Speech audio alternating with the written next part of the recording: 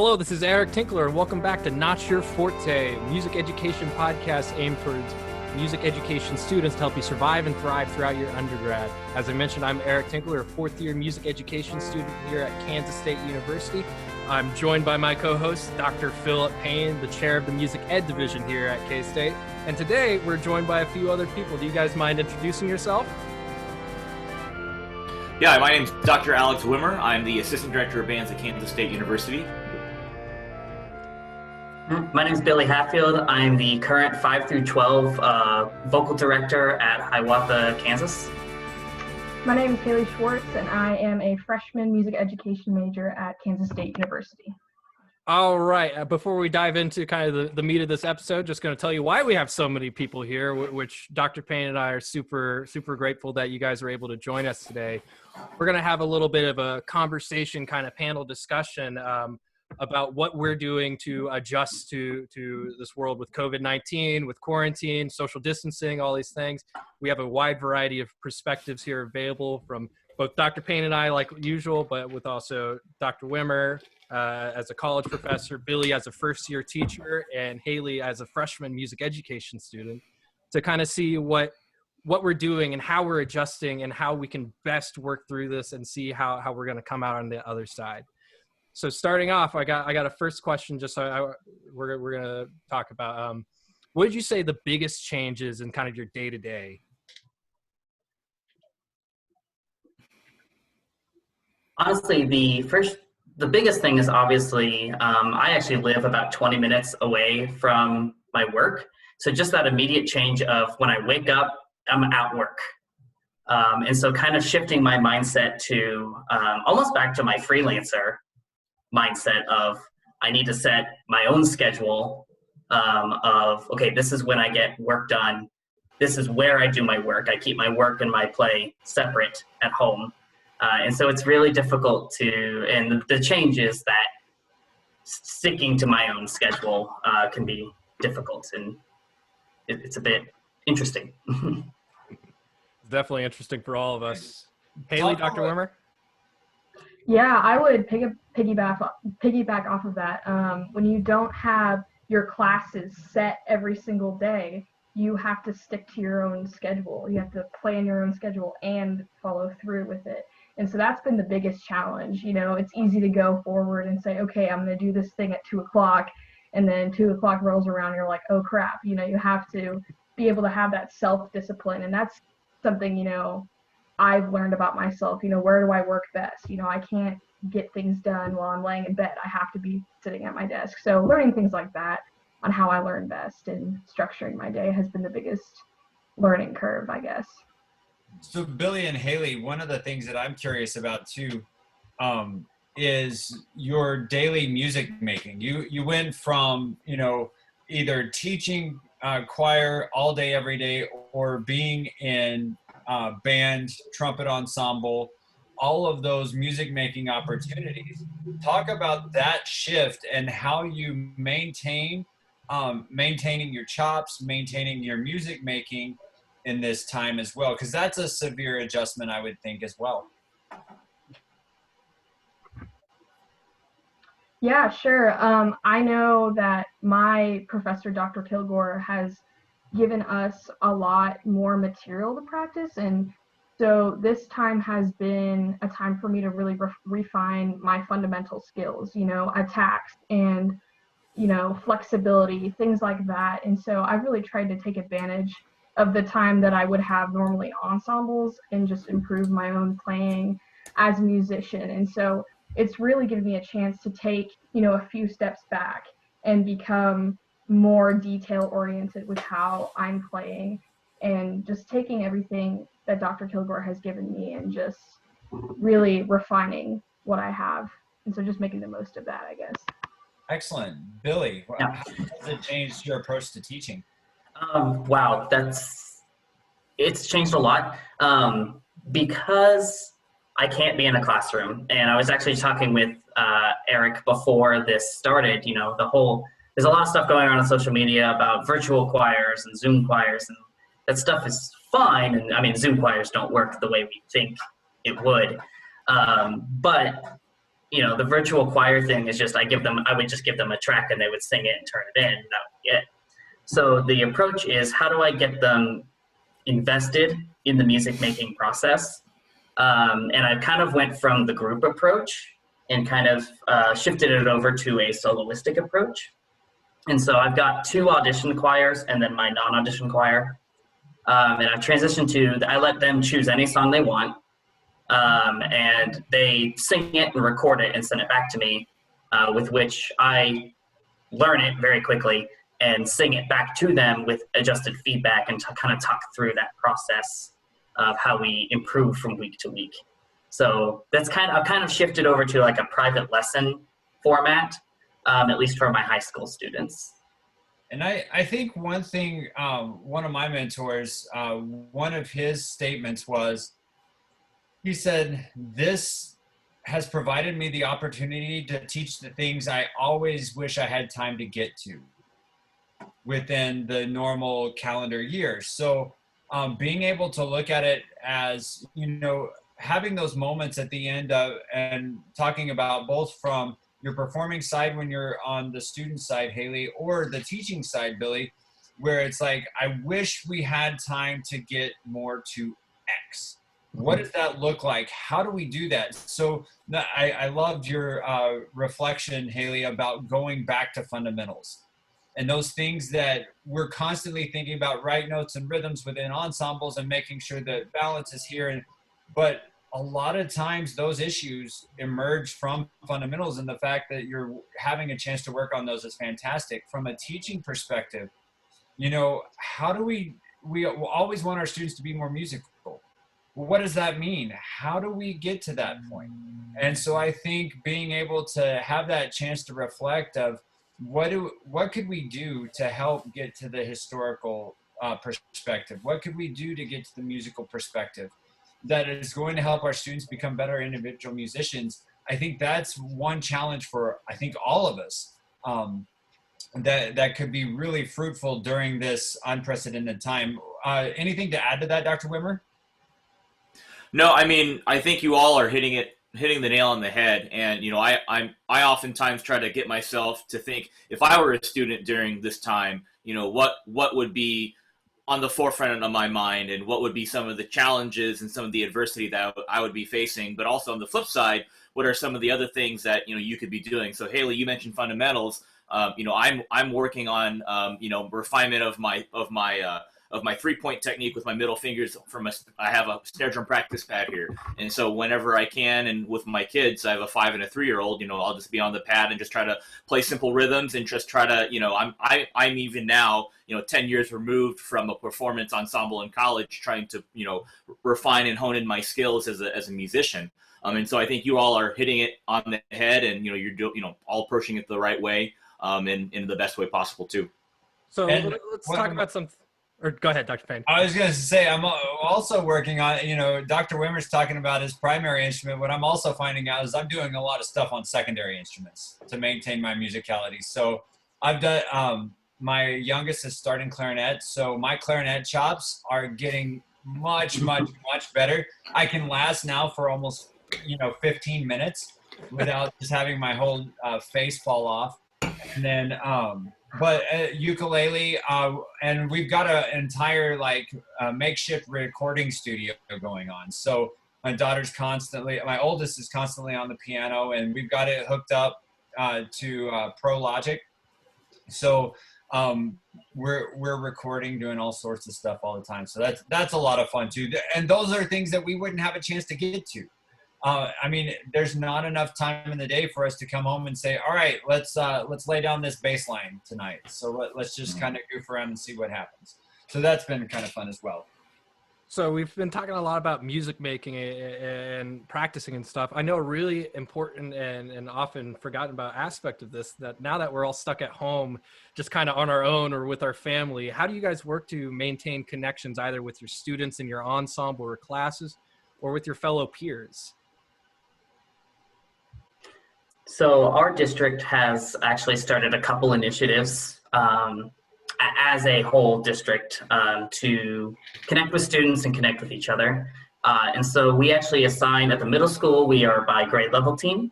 and we actually divvy up students that we feel comfortable calling their homes and just checking in, not talking about assignments. We just call and say, hey, how's your student doing? And if they're comfortable with that, we can actually talk to the student themselves and say, what's going on? How are you doing? What are you doing for fun? Those sorts of things. At the high school level, I actually have pretty good contact with a lot of my students, so I will contact them, like with my leadership team, or I will send an email, check into them, and just say, how's life? What's going on in your everyday? Letting you know that I'm here. And then, of course, with our colleagues too, where we have, I had 2 other Zoom meetings today with my colleagues at the high school and the middle school. So that's kind of our main thing there. Yeah, I mean, for me, I try to either video call or call on the phone with somebody every single day.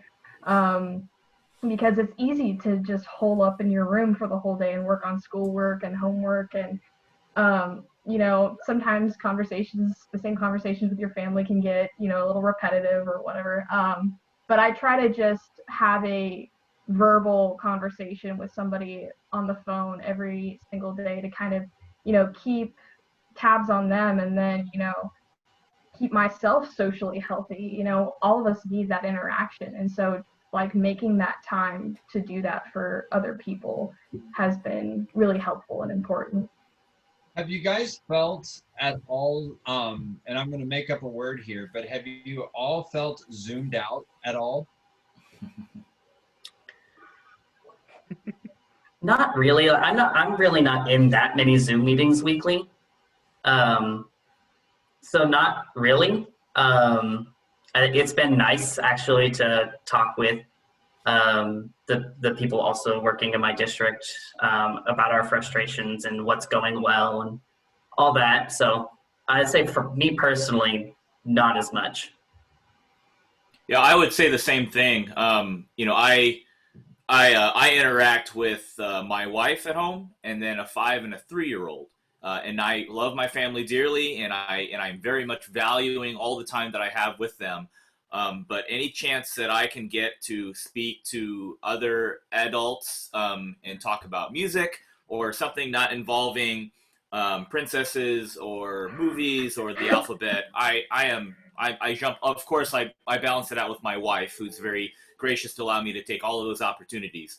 But I'm not particularly zoomed out. And for me, I kind of view it as like, well, if this is like the new normal, which it could be the new normal for quite a long time, I need to acclimate and adjust and to do it more, just so that I can devote my full attention to multiple boxes on a screen and not allow my mind to wander, and to not, let my iPad and my cell phone and my laptop connected to this monitor distract me from, what really is important. So I kind of try to flip my mindset to be like, well, if this is going to be what it's going to be, then I need to be at my best to be at the best for everybody, and not do the proverbial. Yeah, and I think part of the other side of that too is also thinking about, Haley brought up a good point about the connections that we have, and how do we establish, we can't say, how do we establish the same connections? Because this is different. And so, and it can be a new normal. So how do we establish those connections? How do we establish friendships, and whether that's collaborative music making? What does that look like in a virtual environment? What does establishing friendships look like in a virtual environment? Because if we bring on a new freshman class in next fall, and their first college experience is online learning, what does that look like? What about those beginners that are going to be starting beginning band, beginning orchestra, beginning choir? What does that look like if they're starting instruction from an online platform? And so I think for all of us, exploring what that looks like is really important. And the reason I asked the question is my wife spent 22 hours in Zoom meetings last week. And by the end of the week, mentally, she was just drained. and it wasn't that she didn't enjoy being on those meetings. She loved seeing all of her kids. As a specialist, she sees, so she's a music specialist at one of the elementary schools. So she sees all 450 kids in the school building. So you can imagine having an hour-long Zoom session with second graders, how your brain has to fortify and kind of like work its way through all of that. And when you do that, 22 times throughout the week, on top of other things that you're required to do for your job and balance a family, I mean, that makes a huge difference. For us, my struggles aren't necessarily from the princesses and alphabet as it is with working our way. So like our biggest struggles, opening the music room for them to be able to have time to practice, because they can't coexist within the practice room together. And not that they can't coexist, it's just, it's not big enough, and a cello and a clarinet don't really vibe so well together at the same time. Or it could be how they're adapting to online learning. One will need a little bit more attention than the other. And then if I have a meeting and then my wife has a meeting and then my youngest has a Zoom meeting, now all of a sudden internet access becomes an issue, right? Because now you're starting to use up a lot of broadband that you're not really used to. So then us coordinating on who's going to be on Zoom meetings and when and what that's going to look like. And then, biggest arguments always for us is the way that I did math and the way that I was taught math is not the way that they're teaching math these days. So that always makes for really fun discussions as well, because I say, no, that's the answer. I showed you the easy way to get it. And they're like, I can't do it that way anymore. And I'm like, well, okay, ask somebody else. First, before we go on, Dr. Wimmer, do you have a favorite Disney princess? My favorite Disney princess right now probably has to be Elsa. Not because that's what everyone else's favorite Disney princess, but after watching the Frozen and Frozen 2 multiple times the last couple of months, I've just really kind of hyper and psychoanalyzed the character. I relate to the inner struggles, what's happening between the lines, or what Disney is setting up as the lines, and what I'm reading in between. So everything that Elsa has to provide and has to do, I resonate with, and I very strongly connect with. So that would be my official answer. Educatedly, my real answer would be Captain America.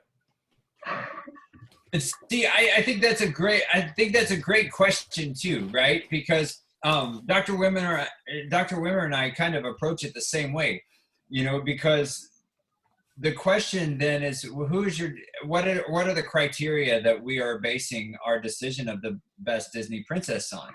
Are we talking about the best songs? Are we talking about the best character arcs, the storylines? Mm-hmm. There's so much going on. And I would say one of the things for me as a father of two daughters, what I love too and I would say probably with Elsa, Anna, and the emergence of Moana, is we're starting to see this idea of individuality and less reliance on others, and being very individualistic and really developing yourself, which I think is a fantastic message to send.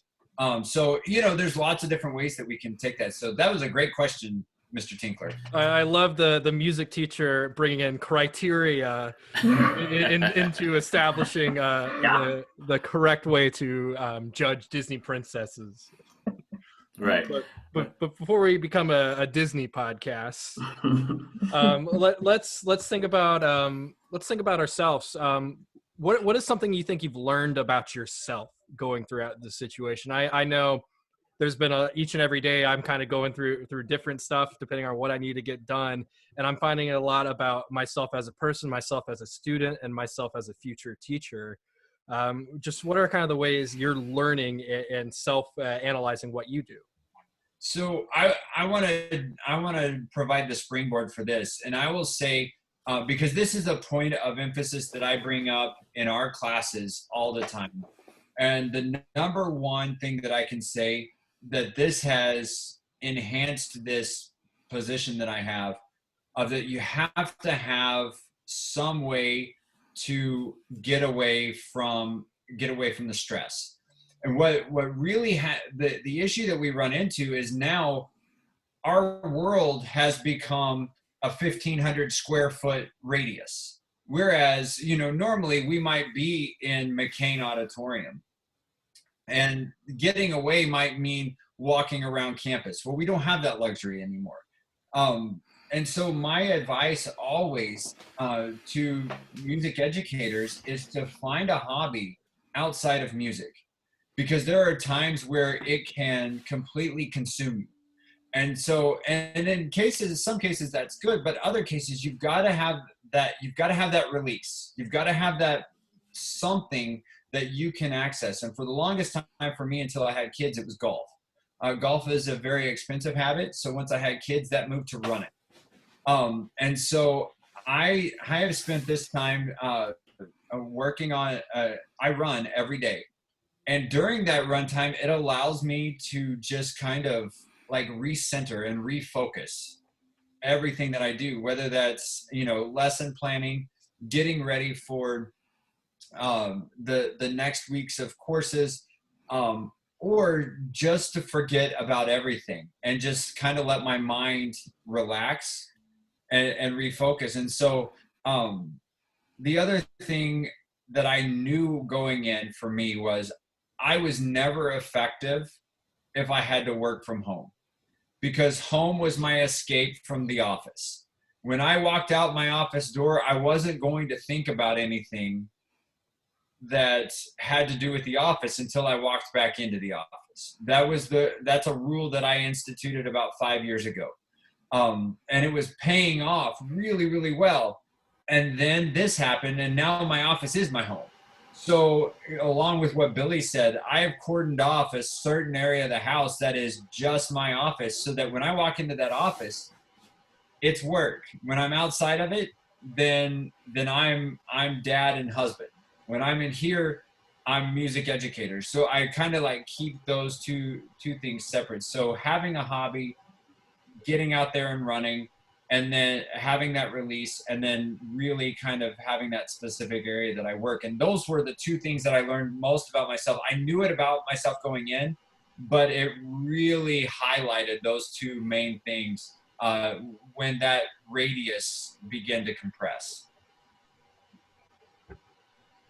Yeah, I definitely resonate with a lot of what you said. I think we live in a society of go, go, go, achieve, achieve, achieve, and there's a lot of noise.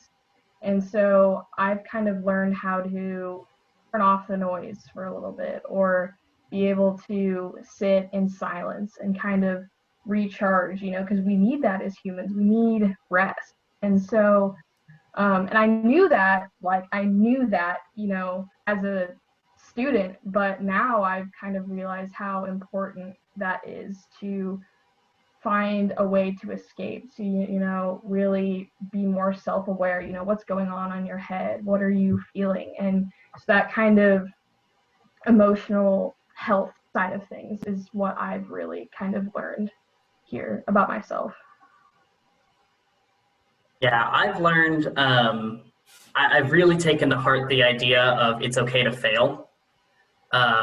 Especially being a music student, you have this whole thing of like, I have to keep getting this run until it's perfect. And that has translated into other things that I do. Well, if that was terrible, I need to do it again and fix it until it's perfect. And this has shown me that not everything even just in teaching in general, but this in particular, you can really tell which ones you missed the mark on, and you just have to past it and say, sorry, I messed up, and then move on and try something new. Along with, I find that for myself, I'm better if I set objectives instead of time. And so I have set office hours for my students. 8 to 12 is for my high school students, and then 12 to 4 is for my middle school students. And then I have 2 hours leeway after that for any other communication. And then after that 6 o'clock mark, I'm done. Like I might check the email that I receive just in case it's an admin email. But if it's not, I leave it. And my students know that after 6 o'clock, I'm not responding, just because I need that time for myself to be. And they've been very, very respectful of that too, because I'm very clear about that objective. So along with for everyone to not only corner off a space, but corner off your time. Don't let those two worlds mix as much as you can. Yeah, and for me, I'm going to take a slightly different direction. So one thing that I've learned about myself is that I'm relearning how to be a better father and a better husband. So context: both of my children were born at the beginning and end of my PhD career at Kansas State University, and being in the position that I'm in, I'm just not home often. And so something that I'm learning and relearning, actually not relearning, I'm learning. I'm just learning what it means to prioritize and be able to be, the father figure that most people kind of would assume or would know a father figure to be. I missed out on a lot of really key developmental ages and stages of my daughter's development. They still have a lot to go, but something that I'm learning how to do is just how to be dad, how to be a husband, and be able to prioritize my time, because I am so connected to technology. I'll be the first to admit that if someone sends an email, because I have access to the technology, I'm going to respond, just because I have it there with my fingertips. But being able to learn that there is a time to do that, there is not a time to do that, and then also just being able to devote myself to my children, to my wife, at particular times, so that I can be able to access a different side of myself that I may never get that opportunity to do again. And so that's something that I've learned about myself is I would like to believe that I'm a fairly disciplined and a fairly objective driven individual, but having none of those around, or the lack of structure for me to create my own, that's a new challenge for me. And I've learned a lot about what it means to have family balance, and what it means to be around family, and that's something that I'm certainly very grateful for, and gonna utilize and just not waste until this all goes back to normal. And I think that's a really important point that goes far beyond just this COVID-19 and the importance of balance within being a music educator, because I connect and empathize, and it resonates with me exactly what you're saying. My oldest was born 2 weeks before state contests, and so there was this pull that I needed to be in rehearsal, and I struggled with that for a really long time, trying to figure out, okay, how am I going to make this work? Now we ended up making it work. But then when marching season rolls around, and you alluded to this a little bit, there were times that I didn't see my oldest awake. And it might go 2 weeks and I would never see her awake. And so you miss some of those things. And I've kind of had those same experiences where we've been able to reconnect, and with volleyball being canceled and soccer being canceled, we're much more tight knit now here, and we're getting to establish those connections again, which is really exciting.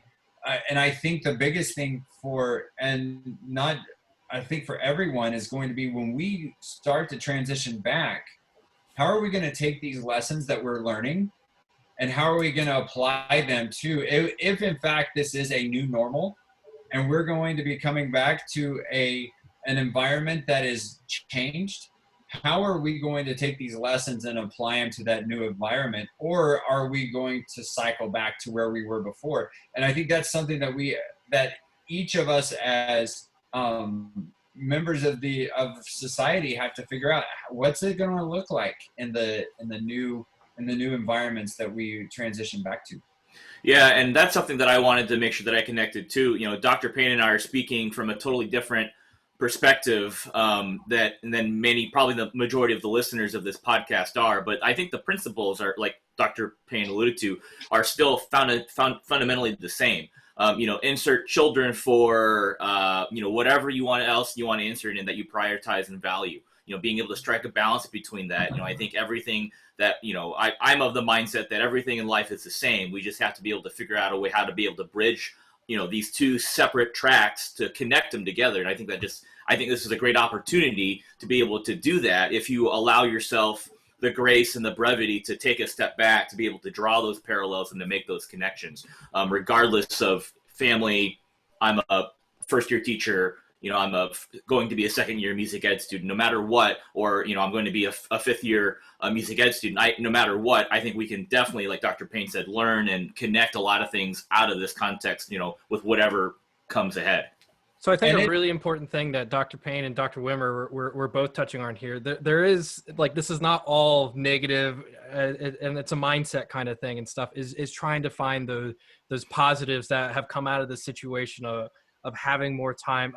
Haley or Billy, would you guys like to talk a little bit about, like, what's something like a really positive experience that has come out of this for you? Yeah, as even when I was in college, and those that know me from school know that I like to keep myself very, very busy.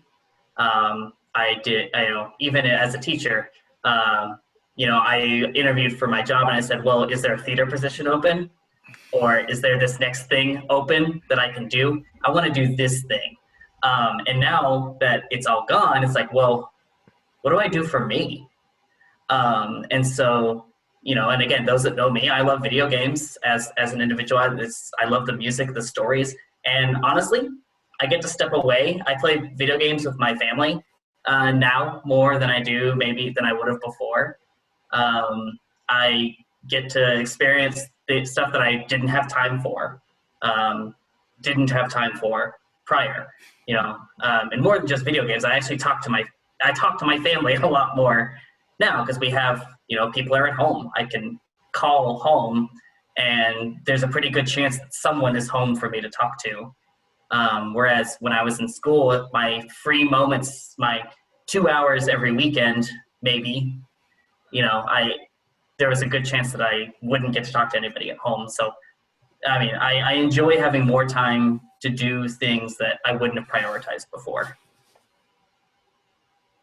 Yeah, that's awesome. For me, I've been able to kind of engage more in my relationships, even though we're physically separated.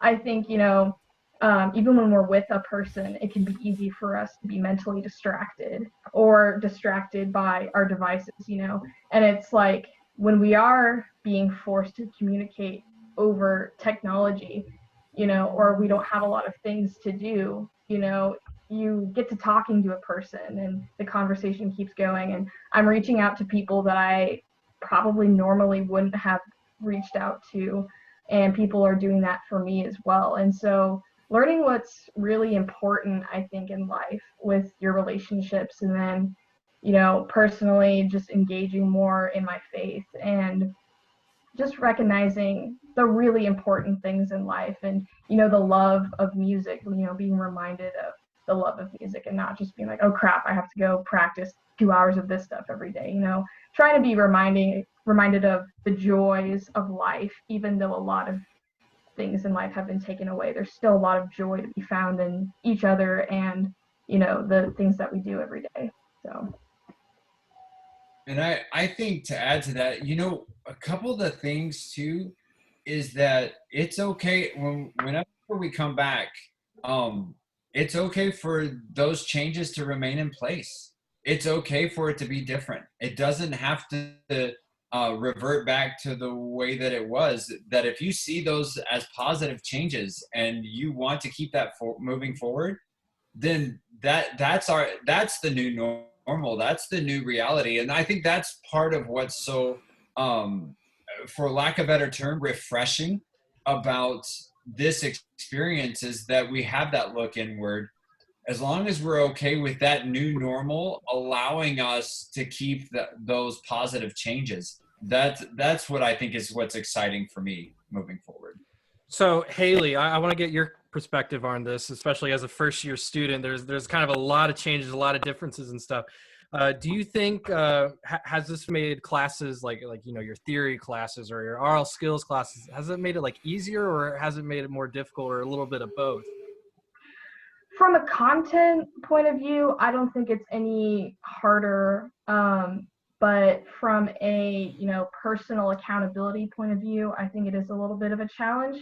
I had to set that schedule for myself. Monday, Wednesday, Fridays during a normal year, I have these classes. And so now I'm like, okay, Monday, Wednesday, Fridays, I have theory. So that's what I'm going to work on my theory, or, that kind of thing. I will say that, obviously music is a very hands-on in-person major. And so that has been a bit of a challenge, with the video lessons. You don't get the quality of sound that you would normally hear in person, and that's a little bit of a barrier with that. But yeah, so that kind of personal scheduling and just trying to make the best of the technological difficulties, because the teachers, have to prepare these videos, and that's something, they are probably not used to as frequently. And so it's just been a lot of, accountability with that, and just understanding the circumstances and just trying to make the best of it. And so I don't think it's any difficult from a content point of view, but it's just, again, like everyone's been saying, it's a mindset thing. So on the other end of that, Dr. Wimmer or Dr. Payne, what have you guys been doing to adjust your curriculum in the classes you teach to so where your students are able to maximize and able to get the same amount of information that they would get? Well, I think I'll touch on that last comment that you just made about the same amount of content. I think one of the mistakes that we can make as teachers is to expect the students to be able to take on the same amount of content that we would if we were in in-person courses. So one of the first adjustments that I made was that I looked at what we had left, and then I said, okay, what do the students need to know? And then if it was they didn't need to know it, it was completely siphoned off. And in one case, and Haley can attest to this, we're going to actually end the class before finals week, because that transition is difficult enough that understanding that if they're in 15 credits and my class is a 1-credit course, I could create enough content to cover all the way up through finals week. But I also understand that there are going to be access issues. They are not the only ones in their household that are going through this process. So I looked at it and I said, all right, what are the primary skills and techniques that we need to master before the end of the semester? And then I put that out through a learning plan. And so I meted it out over a certain amount of time. And then we have one capstone week, and that ended up working out that it finished during dead week. And at that point I was like, you know what, if we master this content, that's fine. And then at that point, because I can pick up at that point where we left off, and we can make the next steps the next year, and I'll make up the other content someplace else because I know they're going to get it other places. And then we will adjust some of the projects moving forward because of that. That's something that I think as teachers we have to be aware of, is that we're not going to get to everything. There were things in our beginning band and jazz techniques course that I just had to be okay with letting go, and understanding that, all right, what do you all need in order to be successful when you take your first jobs in the classroom? And anything else that you got that was enhancing that, whether that be in-class teaching, the ability to play on secondary instruments, the idea of being able to run an instrument night, to be able to design it, to be able to go through the process of working with beginners and understanding the sounds that you get on those first nights. That was something that I had to be willing to let go. And that's something that's really difficult for teachers, is to understand that when we're faced with making such a vast change in such a short amount of time, that there is going to be some of the outsides that just don't get covered. So what is it for me, it was, what do they need to know? And what do they need to be able to do? What are the non-negotiables? And if there was anything that was negotiable, it got left by the wayside. And because I wanted to make sure that we mastered the non-negotiable. And then once I got that done, then I could basically line everything else out and be able to get it into digestible chunks. The other part of it is that I understood too that meeting on a regular basis at the exact same time was not necessarily going to be practical for larger classes. So I had to think about, all right, how could I break this down in a way that students could experience the course at their own speed and take the content in when they're able to take that content in, but then have check-in points. So you and Haley are both in 2 different classes that I'm teaching, whether it's beginning band and jazz tech or intro to music ed. And so we do a review of the week before and a preview of what's happening, all within usually 30 to 45 minutes. If we go much longer than that, then it becomes almost like adding content. So what we do is we just review. What did we talk about? What were some of the high points? I kind of provide my observations, answer any questions, and then we preview what's coming up the next week, answer any questions there, and then kind of step out what's going to happen over the following week. So you still have the personal connection that you would on a typical class, but you can move through the content at your own pace, that you can learn at your own pace and be able to take that in. The last thing that I would say is showing grace. And what I mean by that is understanding that everybody's going to adjust to this differently. You're going to have some that adjust really well and work really well in an online environment and turn in fantastic work. You're going to have the other end of this spectrum that really struggle with connectivity, the ability to actually, students that say, I ran out of data this month and I can't pay $50 in data overages because I don't have a home internet plan and we were using my cell phone plan to be able to access. Well, if you're trying to access Canvas through a mobile device, it's vastly different than accessing it through a desktop, which then creates a gap in the learning. Then if they're using data, then they don't want to pay that extra money to be able to maybe download or upload that, assignment. So are you okay then with them emailing it to you? Are you willing to extend that deadline to have them turn it in afterward because of that lack of access? And then there's another set of students that aren't able to cope with those massive changes and you lose connection with altogether. And so as teachers, it's being able to balance all of that. It's being able to reach out to those students, to all of them, whether they're successful, whether they're struggling with this time, and try and figure out, okay, what do you need? How can we help you be successful? And I think those are probably the biggest things that I've taken away from this process. Dr. Wimmer. Yeah, I mean, everything Dr. Payne just said was going to be something that I was going to say. The only thing that I would contribute to the conversation from the teacher's perspective is that, I think an aspect of becoming a responsible contributing member of society is being put through the rigors of a system, whether it be a sports team, academics at any level, learning taekwondo or learning the art of spelunking or water knitting or whatever. So there's definitely there are walls that exist, and for you to be successful to discover where your floor is and to be able to push your ceiling higher, you need to be able to work within those confines. So everything that Dr. Payne said, 100% absolutely. Allowing grace, allowing adjustments. Fair doesn't mean equity. So being able to treat each individual equitably versus keeping everyone fair, there's a difference between the two. But one thing that I try to do, and it's easier for me because I have 6 people in my marching band tech class, is being able to provide structure and rigidity so that you can be able to not have the floor pulled underneath you despite everything else going on. So there is some rigidity. There is some structure for you to be able to, like, well, okay, I got to be there. I got to be at my computer at 10:30 for marching band tech.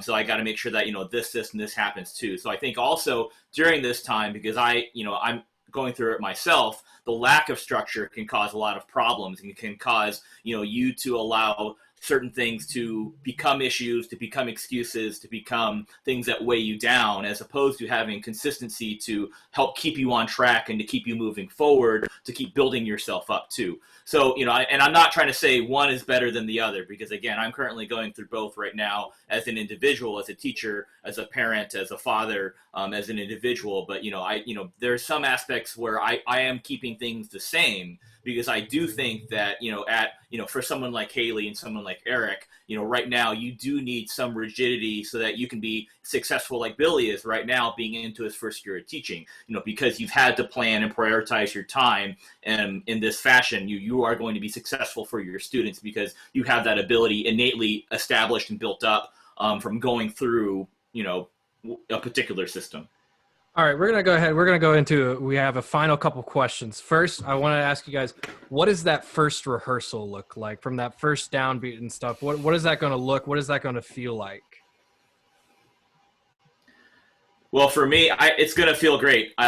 We are creatures that are not meant to be alone. I think we are born, and it's embedded in our DNA to be around other people and also to be creative with other people. I don't think, no amount of science can convince me otherwise. So for whether it's marching band, whether it's wind symphony, wind ensemble, concert band, choir, orchestra, whatever, that first time where everyone's sitting next to each other, not 6 feet away from each other, and are able just to breathe together, to respond to each other, to actually feel the room. It's just going to be, I will probably get, I'm getting a little emotional right now. I will probably get emotional just having the sensation of sound, the sensation of physical community, the sensation and camaraderie and brethren of just everyone participating and creating something beautiful that we were put on this earth to do together. So for me, it's going to be great. Whether it sounds good or not, I could care less right now. I just want to be able to experience sound in a communal setting with other people, and just to be able to let it all out. And then we'll focus on tuning and intonation and vertical alignment later. Yeah, I'm looking forward to Lounge of Mediocrity being up and running.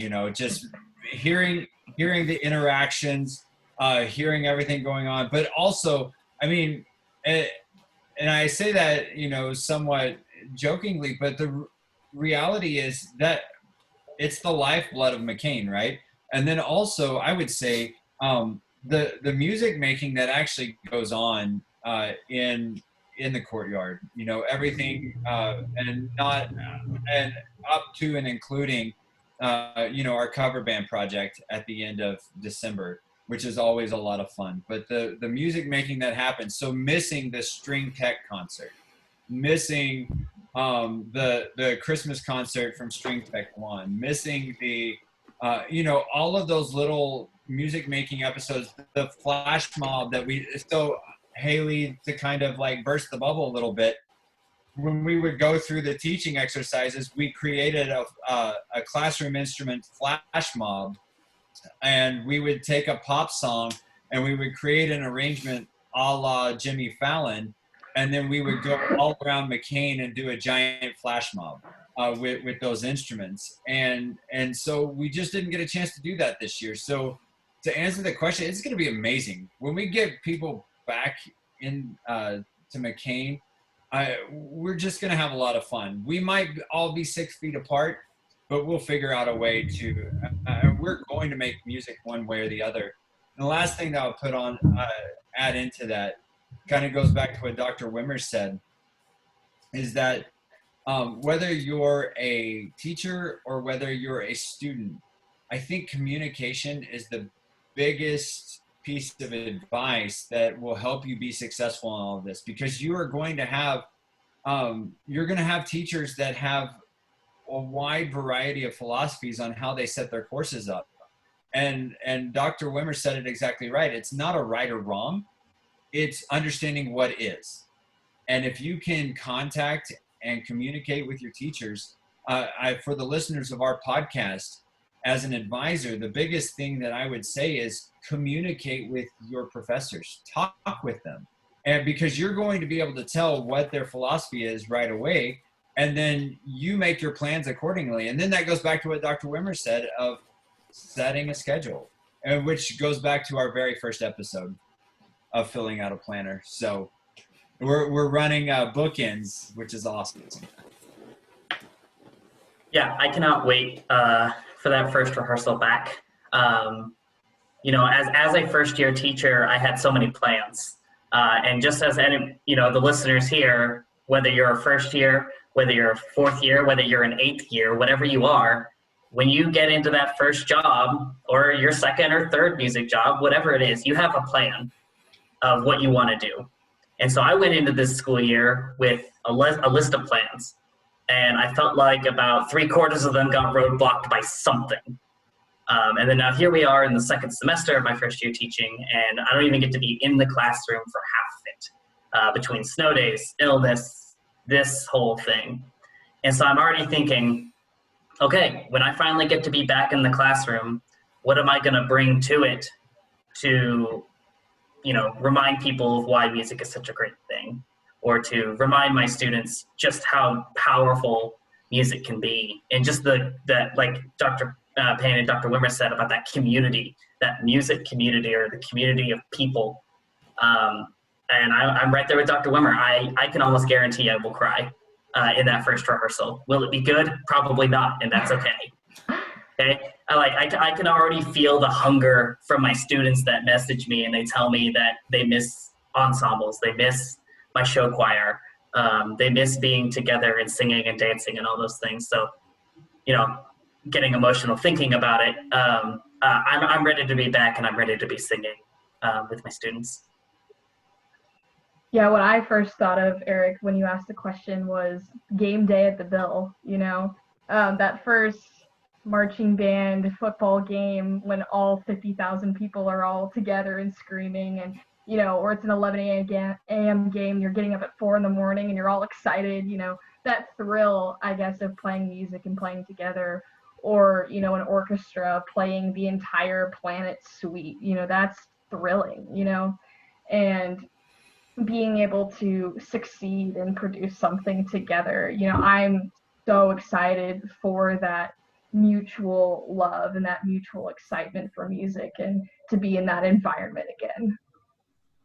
Okay, we're just going to have one final question. Just I talked with this with Dr. Rao last week in our episode last week, but what does the world look like after once we've gotten past this, once we're back to meeting in classrooms, once we're back to being able to hang out with our friends within 6 feet and just resume the go of the world? What does it look like? I think that the world will once again become busy, but I have a feeling that we will be much more appreciative of the little things we have. So, you know, businesses will get back up and running, classes will happen, you know, people like me and most of us in here that can't say no to things will continue to do that and do those things. But I think there's a little sliver of us that will make sure that we prioritize those things that are most important to us and be more appreciative of those activities and those things in our life. Yeah, I hope the same thing happens where we take a moment to actually slow down, you know, and enjoy what we're actually doing, where it's not, you know, I've always been goal oriented and driven, and that once I see something that I want to get done, I'm going to stop at nothing to get it done, and it doesn't matter how long it takes me. But I'm also very efficient with my time. I don't want to have anything wasted. So everything has to get done, and it gets done on my time schedule.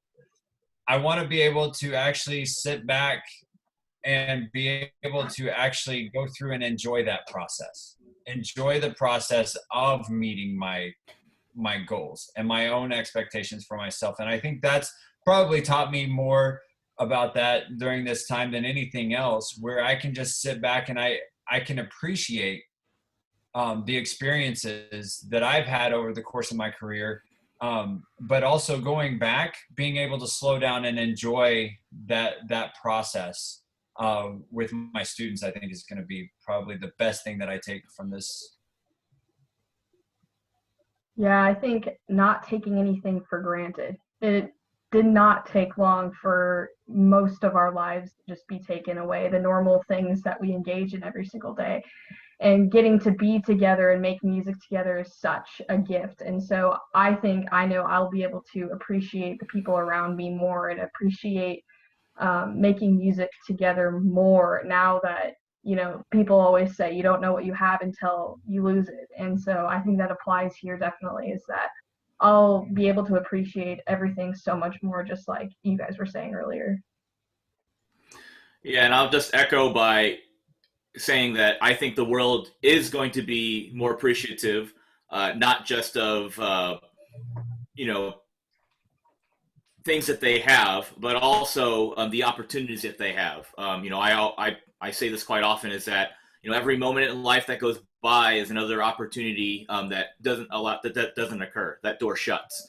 But that doesn't mean that there are other doors that are open. So I hope that we're able to have the perspective now, being from isolation, that when we do come back together, we're all out in the world, we're able to take a step back, be aware and conscious of other perspectives, and to be able to be willing to look through other doors, to pursue other avenues, because like Haley just said, those could easily be shut and be taken away. So we just need to, live life to the fullest, always say, I'm glad that I did versus I wish that I didn't, because we just never know when the time's going to be up, or when the next event like this is going to happen again. So just to make the most out of every opportunity, and to not take anything for granted.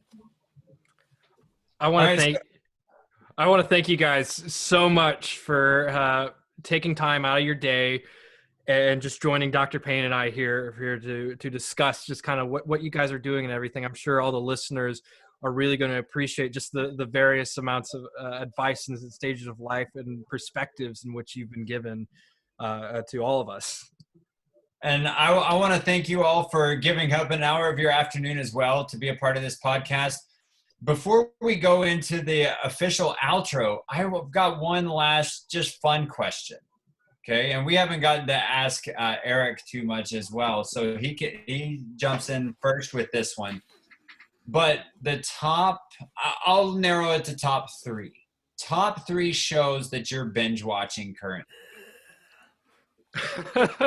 All right, So I'm rewatching The Office. I've been watching The Office since my freshman year of college, and I don't stop rewatching it. That's just kind of like my go-to when I'm working on stuff. I've started watching New Girl. Okay, that's pretty funny. I'm enjoying that so far. And I'd say probably a final thing is just I started Community. Oh, Chevy Chase. And like it's Joel hilarious. McHale. And I'm a big fan of these sitcom kind of things. I haven't watched Tiger King. I think I'm not going to do that. I live Tiger King. You're completely okay. But yeah, so yeah, that's The Office, New Girl, and Community. Excellent. My daughter just started, or my oldest, I should say, just started her 17th time through The Office. Oh my gosh. Yeah, she can quote it, so it's hysterical. So we have a lot of inside jokes, which are really awesome. Billy, top three shows that you binge. So I actually don't watch a whole lot of TV. I might bounce towards watching an anime or something. But honestly, I've watched a lot on the platform Twitch. Okay. My favorite Twitch user right now, his name is Gerard Khalil. He's known as the Completionist. And his whole shtick is that he 100%s every game he plays. So you see every aspect of a game. So I've been watching a lot of him.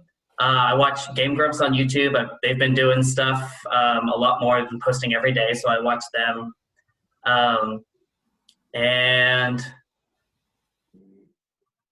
that's about it, really. I just kind of bounce around on Twitch, but the Completionist is kind of the big one that I watch on there. Cool. Haley. I did just finish The Office, so there's that for you. A current show that has been on I think NBC is This Is Us, and they just finished their series finale. And I really love that show, even though it makes me cry all the time. But I really enjoy watching like cooking shows and like baking things like on YouTube, or like the Great British Baking Show or stuff like that. And I like watching it more than I like, actually baking. But those are probably my 3 things. Excellent. Dr. Wimmer. So I'm going to give 4, but the last 3, they're kind of a package deal. So the first thing that I'm binge watching, I have a fascination of college and NFL football coaches, and all the varieties of shows on YouTube or Amazon Prime or anywhere that you can watch a college or a NFL coach, authentically coach, and watch them do the behind the scenes stuff. So I'm watching that a lot. And then these last 3, my wife and I just finally completed our binge. The first one was Modern Family. The second one is The Mandalorian. So we're up to date on all of those because they're kind of one's done and one is done until next season, The Mandalorian.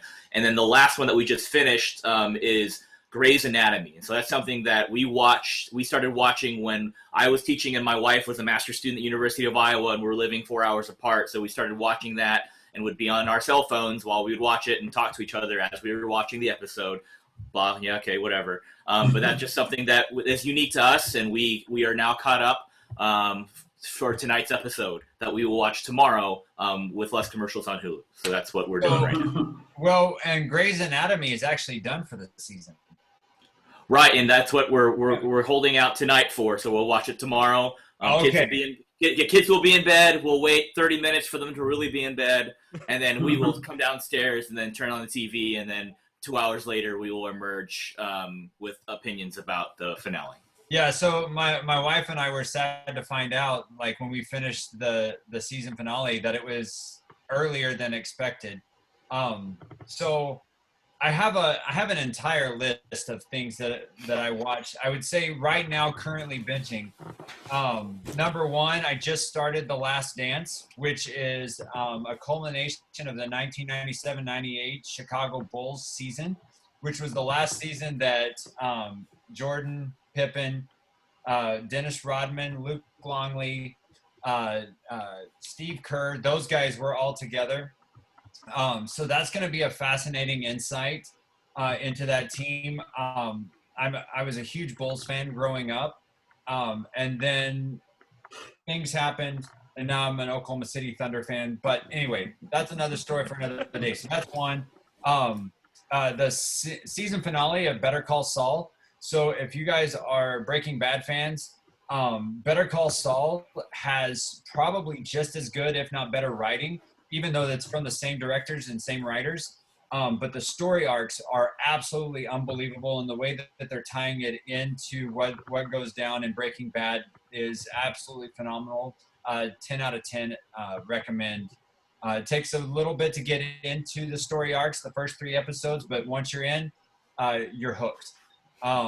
So we've been watching that. The last 3 episodes of How to Get Away with Murder start tonight.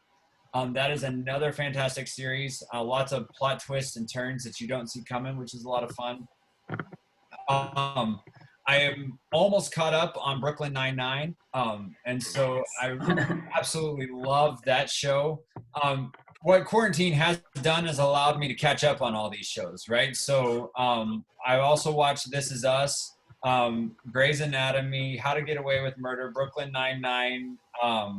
I actually restarted Scrubs during my workouts. So whenever I'm riding the stationary bike or doing some plyometrics in our workout room, I started rewatching Scrubs, which is also a lot of fun. So I try and get my brain completely away from like academic reading and thinking sometimes, and that's how I do it, is through watching all these different shows. So The Office is fantastic for those of you that are working your way through too as well. So nothing more emotional than when Dwight sees Michael in that last episode. So, all right.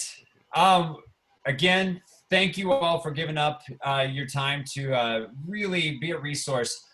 We're getting more and more downloads. We're getting feedback all the time. So your message is getting out there. Continue to share. Those listeners, thank you for being a great listening audience for us. Continue to share on social media. Get more and more people involved in this discussion.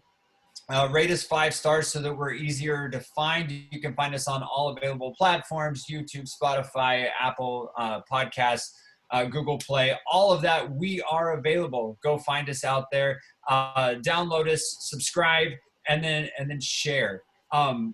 Our last month is jam-packed with absolutely phenomenal guests. We're going to be looking at conducting from every aspect, everything from beginning, developing your pattern, developing your process to the score study process, to how to become a great educator from the podium. So we're going to be looking at conducting from the entire gamut over the month of May. So we can't wait to have you back, and we cannot wait to have our guests. Our guests are going to be Dr. Wimmer, Dr. Trace from here at Kansas State University, Dr. Michael Reiber, formerly of University of Oklahoma and Oklahoma City University, has now gone back into the classroom and is teaching at Mustang Middle School. So we're going to be getting a lot of different perspectives from hundreds of years of experience from the podium. And we've got a couple of other surprise guests that we cannot wait to share with you. We'll be sharing that in the days to come. So please subscribe, rate us 5 stars. We can't wait to have you back for our final 5 weeks of conducting boot camp. So with that being said, thank you again for subscribing and listening to Not Your Forte Podcast, and we will see you all next time.